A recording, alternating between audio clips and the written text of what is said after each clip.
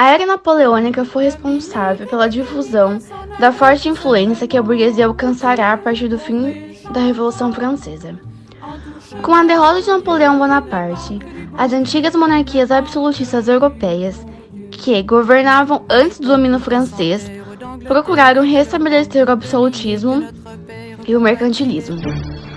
O Congresso de Viena, realizado entre o fim de 1814 e a metade de 1815, simbolizou o início de um período histórico conhecido como Era das Restaurações. Os antigos monarcas absolutistas europeus trabalharam para restabelecer sua autoridade e o controle intervencionalista do Estado sobre a economia.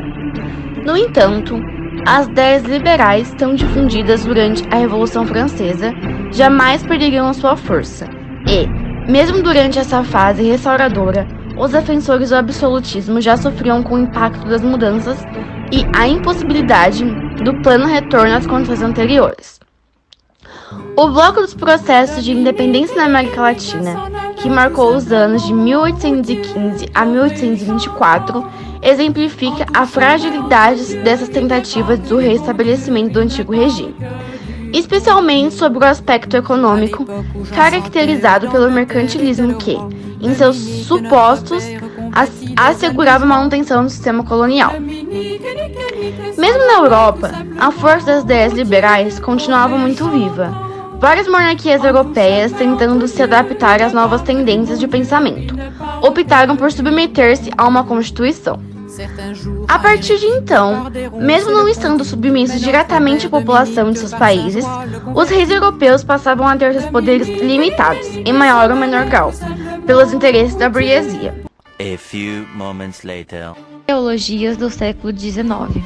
Desde a antiguidade, as sociedades organizadas de maneira desigual. Pessoas que são submissas aos poderosos da economia, as pessoas acima, como na pirâmide. E a pirâmide ela é uma forma de representar a posição das pessoas dentro da sociedade em relação à economia. No topo fica quem tem mais poder, os mais ricos. No meio, a classe média. E o último lugar fica as pessoas que são pobres. E dependendo da sociedade, às vezes elas são as mais precárias, que têm mais condições precárias. O socialismo. Temos dois tipos de socialismo e um deles é o utópico. E teve 3 representantes importantes. E esse socialismo, ele queria questionar o capitalismo. Então, ele sempre batia de frente com as pessoas, com o governo capitalismo. Charles Forever é um deles. E ele queria que o homem dependesse da natureza. Ele queria que voltasse esse estilo. Robert Owen, ele prezava que o homem deveria ser bem pago e instruído no seu trabalho, inserido na sociedade, um mundo mais justo. E Karl Marx e Frederick Engels, eles chegaram à conclusão que o materialismo histórico é importante à economia. E quanto a humanidade vai atrás da justiça, sempre vai ocorrer luta de classes. Então, se as pessoas quiserem a justiça social, vai ter que correr a luta de classes.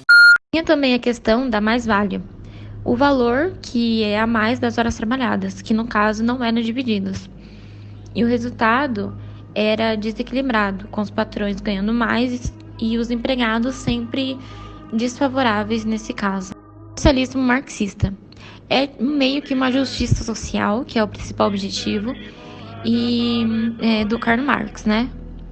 E para que ocorresse a luta de classes, tinha que ter também a tomada de poder. Então, eles tinham que tomar o poder para ir assim, eles ir atrás dos objetivos desse socialismo. Também por objetivo implantar a ditadura do proletariado. Anarquismo. Ideologia que propunha uma organização social e econômica oposta à existente. O nacionalismo.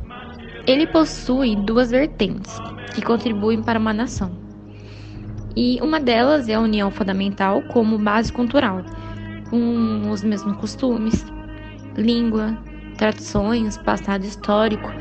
E a outra vertente é o conceito de nação. As pessoas fazem parte dessa cultura. Então, obviamente, que uma nação sem as pessoas, a sociedade, não é uma nação.